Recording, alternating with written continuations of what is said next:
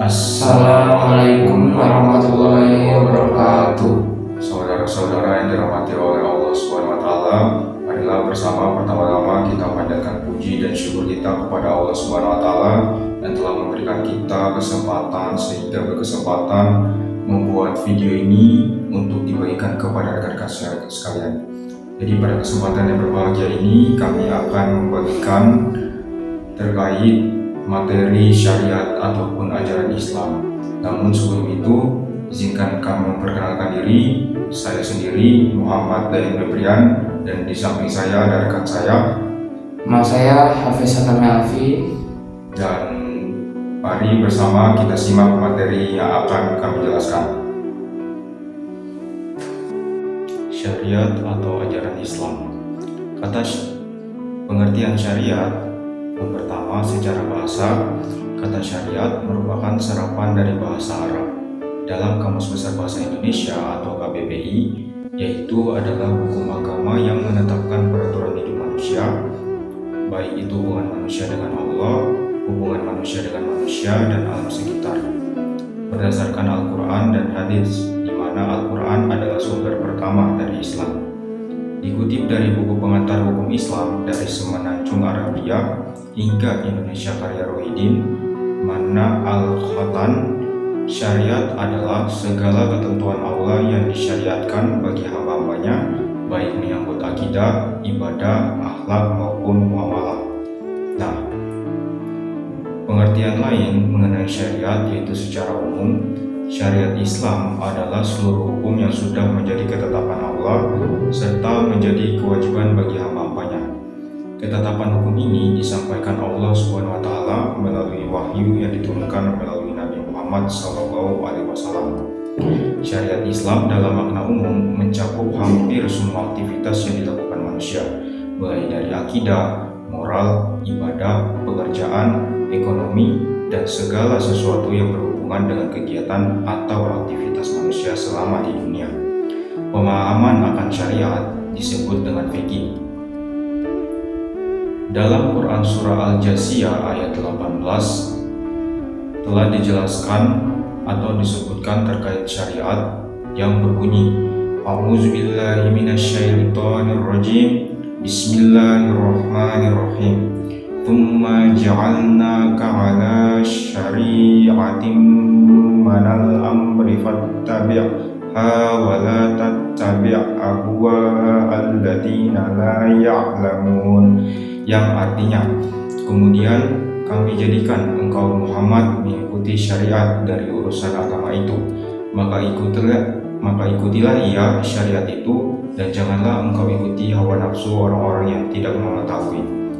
Nah, di dalam syariat ada beberapa pembagian hukum.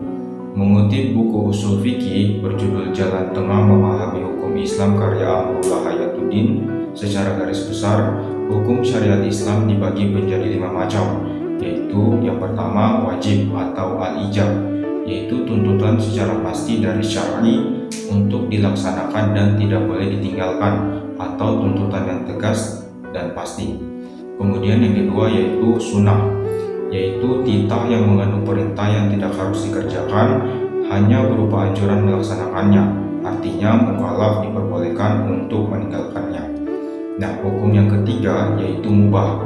Hukum mubah adalah segala sesuatu yang diberikan kebebasan oleh syara kepada mukallaf untuk memilih antara melakukan dan meninggalkannya.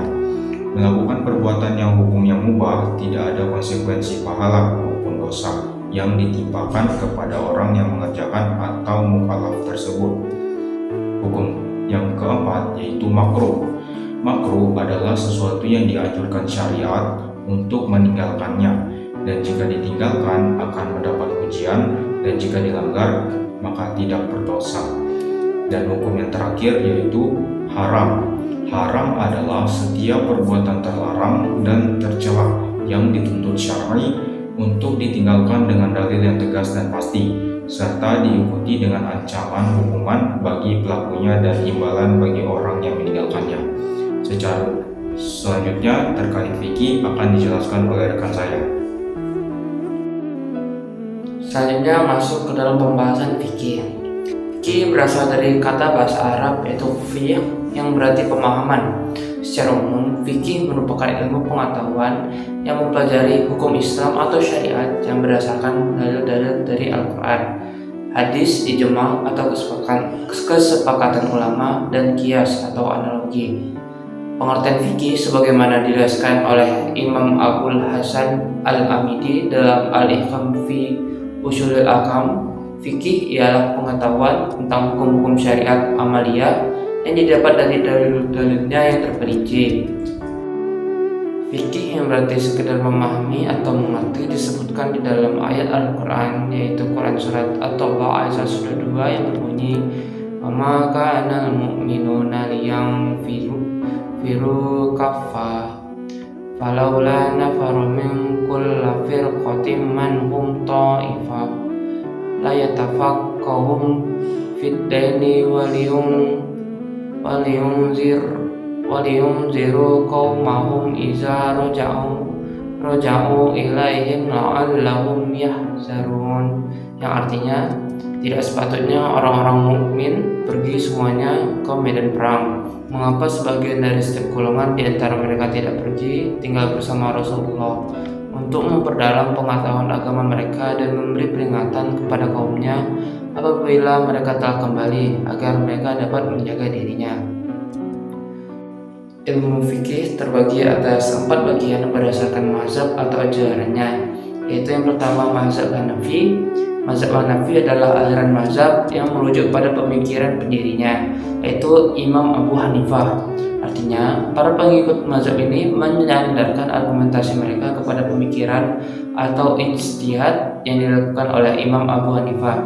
Mazhab Hanafi termasuk salah satu mazhab fikih dalam Islam Sunni, yaitu aliran yang banyak dianut oleh mayoritas umat muslim. Dalam menetapkan suatu hukum fikih, mazhab Hanafi bersandar pada beberapa sumber dengan urutan, yaitu Al-Quran, hadis atau sunnah, atsar atau sahabat Rasulullah SAW, qiyas, ihtisan, ijma para ulama, dan urf atau tradisi berulang-ulang. Yang kedua yaitu mazhab Maliki. Mazhab Maliki merupakan aliran mazhab yang dibentuk oleh pemikiran Imam Malik bin Anas dan para penerusnya. Mazhab Maliki termasuk mazhab dengan penganut terbesar ketiga, yakni sebesar sekitar 25% dari umat Islam di seluruh dunia. Sumber penerapan hukum mazhab ini didasarkan pada Nash atau Al-Quran dan Sunnah yang mutawatir, zahir Nash, dalil Nash, amal perbuatan penduduk Madinah, kabar ahad yang dirawikan seseorang, ijma, fatwa sahabat, qiyas, istisan, syar'iyah atau menutup jalan yang membawa kerusakan, mura'atul khilaf atau menghormati perselisihan pendapat, istisyab atau berpegang pada hukum semula, maslahah al-mursalah, syariat sebelum Islam. Yang ketiga yaitu mazhab Syafi'i. Mazhab Syafi'i adalah mazhab fikih yang dicetuskan oleh Muhammad bin Idris Asy-Syafi'i atau Imam Syafi'i. Mazhab ini memiliki pengikut terbesar kedua setelah mazhab Hanafi di seluruh dunia. Sumber penetapan hukum mazhab Syafi'i didasarkan pada Al-Quran, Sunnah, Ijma, dan Qiyas. Yang terakhir yaitu mazhab Hambali. Mazhab Hambali adalah suatu aliran mazhab yang merujuk pada pemikiran Imam Ahmad bin Hanbal beserta murid-muridnya. Berdasarkan jumlah pengikutnya, mazhab ini tergolong sebagai mazhab dengan pengikut terkecil di antara yang lain. Sumber penetapan hukum mazhab ini berpegang pada Nash atau Al-Quran dan Sunnah, fatwa sahabat, ijtihad sahabat, mengambil hadis mursal dan dhaif lebih diutamakan daripada qiyas, dan qiyas sebagai langkah terakhir. Nah, selanjutnya untuk perbedaan syariat dan fikih akan dijelaskan oleh rekan saya, Dayan. Selanjutnya, apa perbedaan syariat dan fikih? Nah, kita akan membahas perbedaannya. Yang pertama, ketentuan syariat terdapat dalam Al-Quran dan kitab-kitab hadis. Syariat yang dimaksud adalah wahyu Allah dan sunnah Nabi Muhammad sebagai rasulnya. Sedangkan fikih itu adalah sebuah pemahaman manusia yang memenuhi tentang syariah dan terdapat dalam kitab-kitab fikih. Nah, perbedaan yang kedua yaitu syariat bersifat fundamental dan cakupannya lebih luas, bahkan meliputi akhlak dan juga akidah. Sedangkan fikih itu bersifat instrumental dan cakupannya terbatas pada hukum yang mengatur perbuatan manusia. Nah, perbedaan lainnya yaitu syariat hanya satu, sedang fikih itu berjumlah banyak karena merupakan pemahaman manusia seperti terlihat dalam mazhab fikih. Dan selanjutnya yaitu syariat adalah ketetapan Allah dan ketentuan Rasulnya sehingga berlaku abadi. Sementara fikih itu merupakan karya manusia dan sangat dimungkinkan mengalami perkembangan zaman. Dan yang terakhir yaitu syariat itu menunjukkan konsep kesatuan dalam Islam, sedang fikih itu menunjukkan keragaman pemikiran yang memang dianjurkan dalam Islam. Baik, selanjutnya kandungan dari syariat Islam itu sendiri. Kandungan dari syariat Islam itu terbagi atas beberapa. Yang pertama yaitu akidah. Akidah merupakan keyakinan yang kuat akan sesuatu tanpa keraguan sedikit pun, yang mencakup yang pertama iman kepada Allah, yaitu meyakini bahwa Allah Subhanahu wa taala adalah Tuhan yang Maha Esa, Maha Pencipta, Maha mengatur segalanya, Maha mengetahui dan Maha kuasa. Keyakinan ini tertuang dalam kalimat syahadat, yaitu asyhadu an la ilaha illallah wa asyhadu anna Muhammadar Rasulullah, yang artinya aku bersaksi bahwa tiada Tuhan selain Allah dan aku bersaksi bahwa Muhammad adalah utusannya. Selanjutnya yaitu iman kepada malaikat Allah, yaitu meyakini bahwa Allah Subhanahu wa taala telah menciptakan malaikat sebagai makhluknya yang gaib dan memiliki tugasnya masing-masing. Iman kepada malaikat juga berarti meyakini bahwa malaikat itu senantiasa mengawasi perbuatan baik dan buruk manusia. Dan selanjutnya yaitu iman kepada kitab Allah, yaitu meyakini bahwa Allah telah menurunkan kitab suci kepada Nabi dan Rasul yang berisikan wahyu Allah dan menjadi petunjuk bagi manusia untuk memahami ajarannya seperti perintah, larangan, doa, janji, ataupun ancaman. Selanjutnya yaitu iman kepada Rasul, yaitu meyakini bahwa Allah Subhanahu wa taala telah mengutus Rasul-Rasulnya untuk menjadi teladan dan membimbing manusia ke jalan yang benar. Yang selanjutnya yaitu iman kepada hari akhir, yaitu meyakini bahwa kehidupan dunia ini hanyalah sementara dan akan diakhiri dengan hari kiamat, dan pada hari kiamat manusia akan dibangunkan kembali dan diadili oleh Allah Subhanahu wa taala. Dan yang terakhir yaitu iman kepada qadar dan qadar, yaitu meyakini bahwa segala sesuatu yang terjadi di dunia ini itu telah ditentukan oleh Allah Subhanahu wa taala, yang mana qadar adalah ketetapan Allah dan qadar adalah cara menghadapi ketetapan tersebut. Nah, kandungan yang kedua yaitu ibadah. Ibadah merupakan segala bentuk peribadatan oleh umat muslim untuk mendekatkan diri kepada Allah Subhanahu wa taala. Ibadah sendiri itu mencakup berbagai kegiatan seperti sholat, yang mana merupakan kewajiban bagi setiap muslim yang telah balik dan berakal sehat. Yang kedua yaitu zakat, yaitu kewajiban bagi setiap muslim yang memiliki harta mencapai hisab. Yang ketiga yaitu puasa, yaitu kewajiban bagi setiap muslim yang telah balik dan berakal sehat. Dan terakhir yaitu haji, yaitu kewajiban bagi setiap muslim yang mampu secara fisik dan finansial. Dan juga termasuk ibadah-ibadah lainnya seperti zikir, doa, membaca Al-Quran, sedekah, dan juga berkorban. Nah, kandungan dari syariat yang ketiga yaitu muamalah, yaitu hukum Islam yang mengatur hubungan antara manusia dalam berbagai aspek kehidupan, utamanya bidang ekonomi dan juga sosial, yang bertujuan menciptakan keadilan dan kesejahteraan masyarakat. Contohnya hukum perkawinan, hukum waris, dan hukum ekonomi. Dan kandungan terakhir dari syariat Islam yaitu akhlak, atau budi pekerti atau perilaku yang mencerminkan nilai-nilai luhur dalam Islam. Nah, akhlak sendiri itu mencakup akhlak terpuji, yaitu sikap atau perilaku baik dari segi ucapan ataupun perbuatan yang sesuai dengan tuntutan ajaran Islam. Dan yang kedua yaitu akhlak tercela, atau golongan akhlak atau tindakan buruk yang harus dihindari oleh setiap manusia. Selanjutnya kita masuk ke dalam karakteristik syariat. Yang pertama itu ada bersifat ketuhanan. Semua aturan yang dibuat mesti berasal dan bersumber dari ketentuan hukum Allah Subhanahu wa taala, yakni Al-Qur'an, serta tidak pula bertentangan dengan kehendak-kehendaknya. Yang kedua yaitu universal dan dinamis. Ajaran Islam mencakup seluruh alam tanpa dibatasi dengan suatu wilayah tertentu, serta dinamis yang mana cocok pada setiap zamannya. Yang ketiga yaitu kemanusiaan. Syariat yang berlaku sifatnya umum dan meliputi garis besar segala persoalan yang dihadapi manusia. Yang keempat bersifat ta'akuli dan ta'amudi. Islam meliputi bidang muamalah dan ibadah. Pada bidang ibadah ada nilai ta'abudil, gairu, makullah, makula al-makna atau irasional. Maksudnya manusia tidak boleh beribadah kecuali dengan apa yang telah disyariatkan. Dalam sisi ini, hamba Allah tidak berijtihad lagi, melainkan harus mengikuti ketentuan yang ada. Sementara di segi muamalah terdapat nilai ta'akuli atau ma'akulah al-makna atau rasional. Artinya umat Islam perlu berijtihad untuk melakukan ketentuan-ketentuan syariat tersebut. Yang kelima yaitu wasatiyah, artinya keseimbangan dalam hukum Islam, tak berat sebelah dalam menghadapi kehidupan dan persoalan manusia. Semuanya proporsional dan berada di tengah-tengah, tidak terlalu cenderung ke satu sisi atau sisi lainnya. Betul, kita masuk ke dalam tujuan syariat Islam. Yang pertama itu untuk mempertahankan agama atau hifz al-din. Mempertahankan agama atau hifz al-din adalah salah satu tujuan utama hukum Islam, adalah untuk memelihara agama Islam itu sendiri.